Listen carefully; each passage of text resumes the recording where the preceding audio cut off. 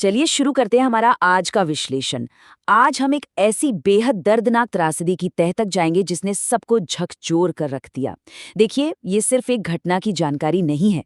हम इसमें सिस्टम की उन बड़ी खामियों और उन जरूरी सुरक्षा सबकों को समझने की कोशिश करेंगे जिनकी कीमत कई मासूम लोगों को अपनी जान देकर चुकानी पड़ी।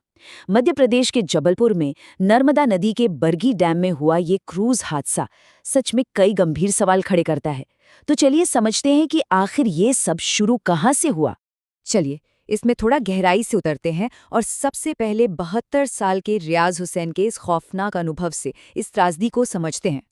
जरा कल्पना कीजिए उस घुप अंधेरे की जहां पानी लगातार ऊपर चढ़ रहा है। क्रूज पलटने के बाद रियाज हुसैन अंदर ही फंस गए थे और सोचिए पानी उनकी गर्दन तक आ चुका था। उन्होंने लगातार क्रूज की दीवारों पर हाथ मारा, पूरी ताकत लगाई, तब जाकर रेस्क्यू टीम ने गैस कटर से हिस्सा काटकर उनकी जान बचाई। ये कोई फिल्मी सीन नहीं है, ये उस भयानक दहशत का आईना है जो उस शाम वहां मौजूद हर यात्री ने महसूस की थी। और इसी दहशत के बीच एक बहुत ही दुखद आंकड़ा हमारे सामने आता है, 9। इस दर्दनाक हादसे में अब तक 9 लोगों के मारे जाने की पुष्टि हो चुकी है। खैर, ये सिर्फ एक नंबर नहीं है, ये उन परिवारों का जीवन भर का दुख है जिन्होंने एक खुशनुमा शाम बिताने की उम्मीद में अपने सबसे करीबियों को हमेशा के लिए खो दिया। शुरुआत में तो 20 से 25 लोगों के लापता होने की बातें सामने आ रही थीं, जिससे इस त्रासदी का पैमाना और भी विशाल और डरावना लगने लगा था। तो सबसे पहले बात करते हैं कि आखिर ये बरगी डैम हादसा कब, कहां और कैसे हुआ। ये घटना है गुरुवार की शाम की। जबलपुर का मशहूर बरगी डैम जो 1974 में बना था और टूरिस्ट्स के बीच काफी पॉपुलर है, वो अचानक प्रकृति के रौद्र रूप का शिकार हो गया। गर्मियों के दिनों में यहाँ टूरिस्ट की भारी भीड़ होती है। नर्मदा नदी के इस विशाल और गहरे हिस्से में जहाँ पानी की गहराई लगभग 250 से 300 फीट तक बताई जाती है, वहाँ अचानक मौसम ने ऐसी करवट ली कि तेज आंधी तूफान के साथ भयंकर लहरें उठने लगीं। किसी ने सोचा तक नहीं था कि ऐसा कुछ हो सकता है। अब अगर हम इसकी टाइमलाइन देखें तो ये सच में रोंगटे खड़े कर देने वाली है। शाम की शुरुआत में सब कुछ बिल्कुल नॉर्मल था, लोग बड़ी शांति से क्रूज पर चढ़े थे, एंजॉय कर रहे थे। लेकिन शाम ढलते ढलते अचानक तूफान और तेज हवाओं ने दस्तक दे दी। पानी क्रूज के अंदर आने लगा और लहरों के थपेड़ों से क्रूज तिरछा होने लगा। जो लोग वहां से बचकर आए हैं वो बताते हैं कि पानी भरने के बाद सबको संभलने के लिए सिर्फ 2 से 3 मिनट का ही वक्त मिला और पलक झपकते ही वो विशाल क्रूज पानी में पलट गया। मतलब ये सब इतनी तेजी से हुआ कि किसी को संभलने या सोचने तक का मौका ही नहीं मिला। अब आते हैं इस घटना के सबसे दिल तोड़ने वाले मंजर और उन लोगों पर जो अंदर फंसे थे। और ये बात इससे बिल्कुल साफ हो जाती है जब रेस्क्यू के दौरान सबसे रुला देने वाली स्थिति सामने आई। वहां एक माँ और उनके 4 साल के बेटे का शव बरामद हुआ। और जो बात अंदर तक झकझोर देती है वो ये कि माँ और बेटे दोनों एक ही लाइफ जैकेट में लिपटे हुए थे। ये देखकर ऐसा लगता है जैसे आखिरी पलों में उस माँ ने अपने बच्चे को बचाने की हर मुमकिन कोशिश की होगी। उसने बच्चे को अपने सीने से लगा लिया और अपनी ही लाइफ जैकेट के अंदर समेट लिया। जब इन दोनों को बाहर निकाला गया तो वहां मौजूद मंत्री, पुलिस, रेस्क्यू टीम और मीडिया वाले हर किसी की आंखें नम थी। लेकिन इस गहरे दुख और अंधेरे के बीच कुछ चमत्कार भी हुए। दिल्ली से आई एक छोटी सी बच्ची सिया, उसकी कहानी रोंगटे खड़े करने के साथ साथ थोड़ी हिम्मत भी देती है। सिया ने बताया कि जब क्रूज टेढ़ा हुआ और शीशे टूटने लगे तो चारों तरफ सिर्फ चीख पुकार मची थी। उस भयानक स्थिति में उसने बस अपने पापा का हाथ कसकर थाम लिया और किस्मत से वो उस टूटे हुए शीशे से बाहर निकल पाए। यहाँ एक और चीज बिल्कुल मिस नहीं की जा सकती। इस पूरे बचाव कार्य में स्थानीय गांव वालों का बहुत बड़ा योगदान रहा। प्रशासन की टीमें पहुंचती उससे पहले ही गांव वालों ने अपनी जान पर खेलकर कई लोगों को बचा लिया था।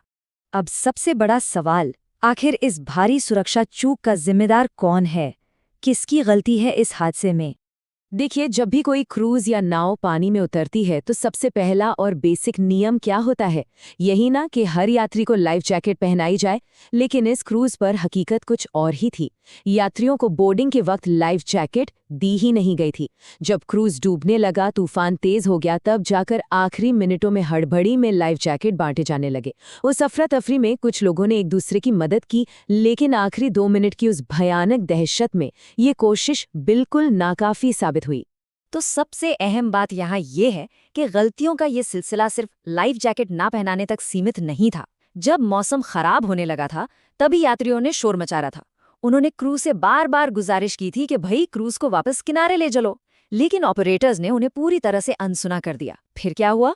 बारिश से बचने के लिए दर्जनों लोग नीचे के एक बंद केबिन में चले गए, और जब क्रूज पलटा तो वही केबिन मौत का कुआं बन गया। शीशे बंद थे, पानी का दबाव इतना ज्यादा था कि लोगों को बाहर निकलने का कोई रास्ता ही नहीं मिल पाया। सोचिए क्या बीती होगी उन पर। इस हाहाकार के बाद शुरू हुआ एक विशाल रेस्क्यू ऑपरेशन और सरकार ने भी तुरंत एक्शन लिया। क्रूज पलटने के बाद प्रशासन तुरंत हरकत में आया। एनडीआरएफ, एसडीआरएफ, भारतीय सेना और पुलिस की कई टीमों ने मिलकर मोर्चा संभाला। ये रेस्क्यू ऑपरेशन पूरी रात चला। जो लोग क्रूज के अंदर बुरी तरह फंसे हुए थे ना, उन्हें बाहर निकालने के लिए हेवी ड्यूटी गैस कटर्स का इस्तेमाल किया गया ताकि क्रूज की मोटी बॉडी को काटा जा सके। इसके अलावा डूबे हुए उस विशाल क्रूज को सीधा करने और बाहर खींचने के लिए भारी भरकम हाइड्रोलिक क्रेन्स तक मंगवाई गई। इस पूरी रात की मेहनत का नतीजा ये रहा कि किसी तरह 28 लोगों की जान सुरक्षित बचा ली गई। अब सवाल ये उठता है कि आगे क्या करना चाहिए और सरकार क्या एक्शन ले रही है। मध्य प्रदेश सरकार ने इस पर सख्त कदम उठाते हुए राज्य में सभी क्रूज के संचालन पर अगले आदेश तक पूरी तरह से रोक लगा दी है। इसके साथ ही पूरे राज्य में क्रूज और नावों के लिए एक व्यापक सेफ्टी ऑडिट के आदेश दिए गए हैं। और एक बहुत जरूरी कदम ये उठाया गया है कि अब सभी क्रूज स्टाफ के लिए इमरजेंसी सिचुएशन से निपटने की प्रॉपर ट्रेनिंग अनिवार्य कर दी गई है, ताकि भविष्य में ऐसी किसी भी लापरवाही से लोगों की जान न जाए। अब आते हैं सबसे जरूरी हिस्से पर, यानी उन सबकों पर जो हम सबको हमेशा याद रखने हैं। चलिए आगे बढ़ते हैं और देखते हैं कि ये सब कैसे हमारी खुद की सुरक्षा से जुड़ा है। हम जब भी ऐसे किसी क्रूज में जाएं तो क्या सावधानी बरतनी चाहिए? देखिए, पानी के सफर पर निकलने से पहले कुछ रूल्स को अपनी आदत बना लीजिए। नंबर 1, नाव या क्रूज चलने से पहले ही ऑपरेटर से लाइफ जैकेट मांगे और उसे उसी वक्त पहन लें।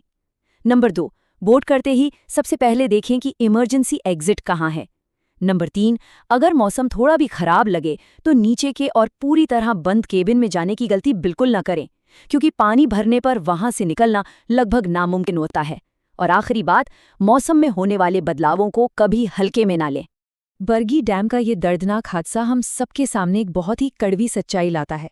ये साफ साफ बताता है कि थोड़ी सी लापरवाही या सुविधा के चक्कर में रूल्स तोड़ने की कितनी बड़ी और भयानक कीमत चुकानी पड़ सकती है। सेफ्टी रूल सिर्फ किताबों या बोर्ड पर लिखने के लिए नहीं होते। तो इस विश्लेषण को खत्म करने से पहले मैं आपके सामने एक सवाल छोड़कर जाना चाहता हूँ। क्या कुछ पलों के सफ़र या थोड़े से एंटरटेनमेंट के लिए उन बुनियादी सुरक्षा नियमों से समझौता करना, यानी पानी पर अपनी जिंदगी को इस तरह दांव पर लगाना, कभी भी सही हो सकता है? अगली बार जब आप ऐसे किसी सफ़र पर जाएं तो ये सवाल खुद से ज़रूर पूछें। सुरक्षित रहें, सतर्क रहें।